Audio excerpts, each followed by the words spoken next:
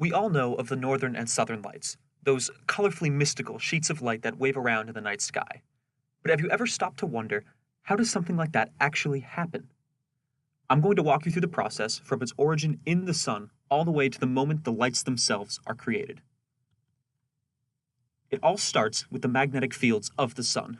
Over time, these fields twist and get tangled up. In an event known as reconnection, these fields snap back into place, releasing all that pent up magnetic energy, as well as atoms, electrons, and ions.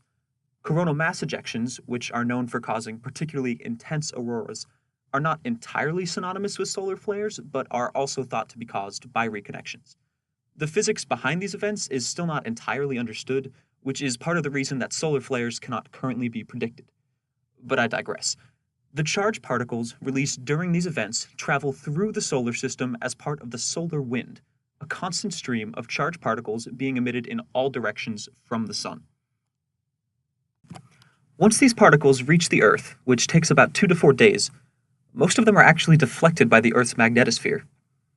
The ones that aren't are funneled into the atmosphere by the weakest parts of Earth's magnetic field, the magnetic poles. These particles then filter through the atmosphere, interacting along the way with atmospheric particles like oxygen, nitrogen, and anything else you might find high up in the sky. The charged particles bump into the atmospheric particles and transfer their energy into them.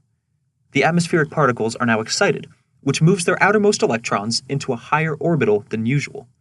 When these electrons fall back down into their usual orbital, they emit packets of information called photons. And photons, as you may know, are what we perceive as light. Okay. So colors of auroras. What causes the colors? The particle collisions cause electrons and atmosphere atoms to become excited. And as the electrons return to the original energy levels, they emit visible light of distinct wavelengths, and this creates the colors that display during the waves. And so now, how is each color produced? So here is just a diagram to show how each color is produced. As you can see, it depends upon the distance above the Earth's surface.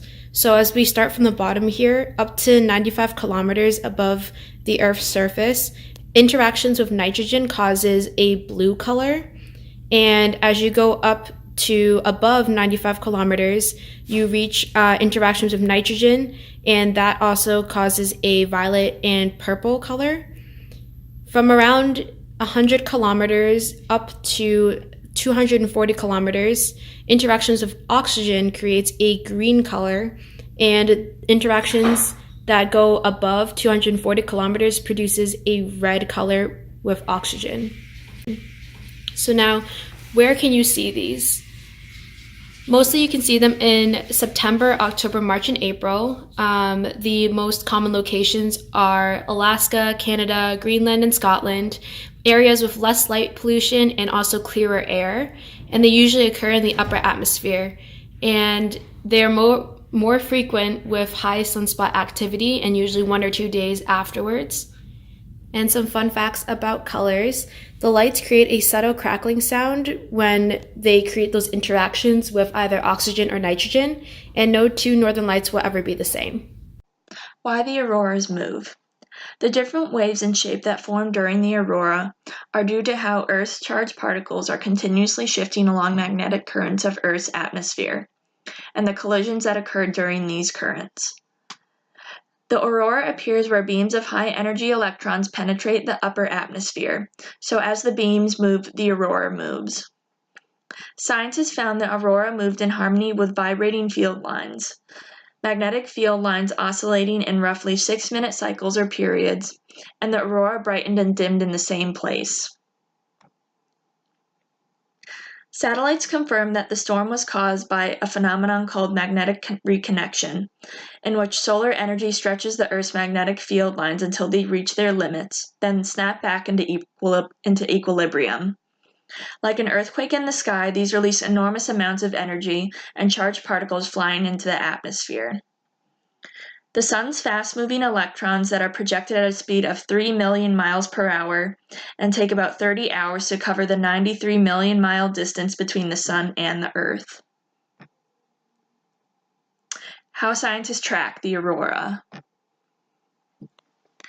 Scientists at the Space Weather Prediction Center, or the SWPC, monitor and track this phenomenon related to space weather and have developed methods to predict the likelihood of the significant aurora. Scientists know that a large amount of solar wind is necessary to generate the aurora, and that can be measured with satellites. They also know that the magnetic field of particles carried by solar wind must be aligned opposite to the Earth's magnetic field.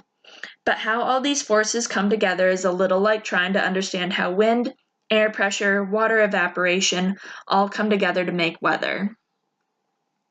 Being able to see the aurora mainly depends on two factors: geomagnetic activity, or the degree of disturbance in the Earth's magnetic field at the time, and your geographic location. Of course, local weather like pollution from the city lights, a full moon, and other factors can affect your viewing possibilities as well. Scientists have also recreated the northern lights through technology.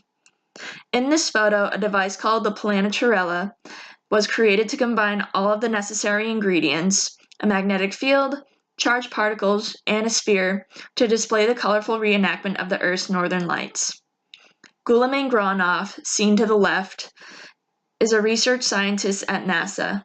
He and his team upgraded an old experiment by adding several spheres which allowed them to recreate the auroral ovals that occur on Earth and on several other planets. Studying auroras and the relationship between the Sun and the Earth is a key focus of NASA's Science Mission Directorate. But the Planetarella machine is primarily used for demonstrating to others how each variable interacts to create an aurora on Earth and on other planets. The phenomenon of auroras happening on other planets was officially researched 2 years ago on Jupiter with the spacecraft Juno. Jupiter has the most powerful aurora in the solar system. The signatures of electron potentials on Jupiter are 10 to 30 times more powerful than Earth's. Jupiter's auroras do not have the same mechanism as Earth's. Unlike Earth's auroras, which are fueled by solar storms, Jupiter's auroras are constant because its strong magnetic field grabs charged particles from its surroundings, as well as the sulfur and oxygen particles steadily thrown into the space by its volcanic orbiting moon, Io. It is a more gradual and larger intense reaction, accelerated by turbulent waves. The majority of its auroras are not visible to the human eye because it is expressed in X-ray light.